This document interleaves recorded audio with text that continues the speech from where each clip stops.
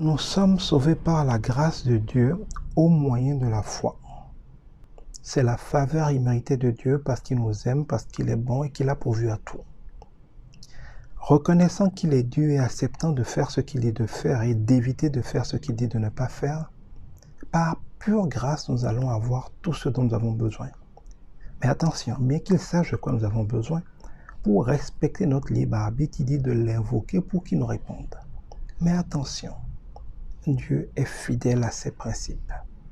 Il dit que si nous voulons avoir quelque chose par sa grâce, nous devons renoncer à essayer de le mériter. Que si c'est par la grâce, ça ne peut plus être par les œuvres. Si ça commence à être par les œuvres, ça ne peut plus être par la grâce. Si mon chauffeur vient me voir et me dit que parce qu'il est mon chauffeur depuis longtemps et que maintenant sa femme est malade, je dois lui donner 500 000, je l'envoie balader parce que mon contrat, c'est de lui payer son salaire, il est déjà payé, je ne lui dois rien. Il est venu en essayant de plaider ses mérites, son service, il n'obtiendra rien d'autre que ce qu'il a déjà, c'est-à-dire pas beaucoup. Mais s'il vient et dit, patron, aie pitié de moi, j'ai besoin de vous, je sais que vous n'êtes pas obligé, mais faites-moi grâce, ma femme est malade, aidez-moi, je suis plus porté à l'aider parce qu'il vient sous le régime de la grâce. Beaucoup de chrétiens, tout en étant nés de nouveau et en sachant qu'ils dépendent de Dieu, qu'ils sont bénis par Dieu par grâce, tombent, moi y compris, dans le piège quand ils invoquent Dieu, de mélanger la grâce et nos actions.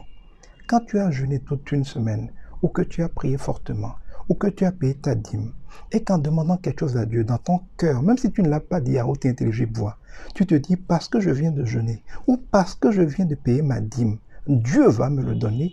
Tu es en train dans ton cœur, et Dieu juge les cœurs, puisque nos actions, nos paroles visibles seulement, tu es en train dans ton cœur de conditionner ou de croire que ce qui te fait mériter cette bénédiction-là, c'est le fait d'avoir jeûné, d'avoir payé ta dîme. Tu es en train d'être orgueilleux, Dieu te résistera, tu ne l'auras pas.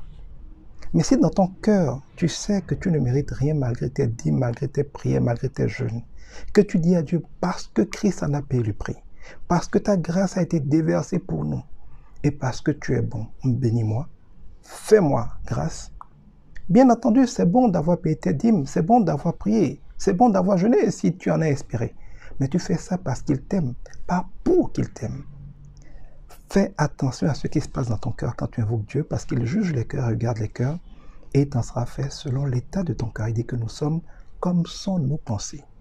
Guette tes pensées pour demeurer sous le régime de la grâce et ne pas tomber dans le piège de la loi. Tu ne t'en sortiras jamais.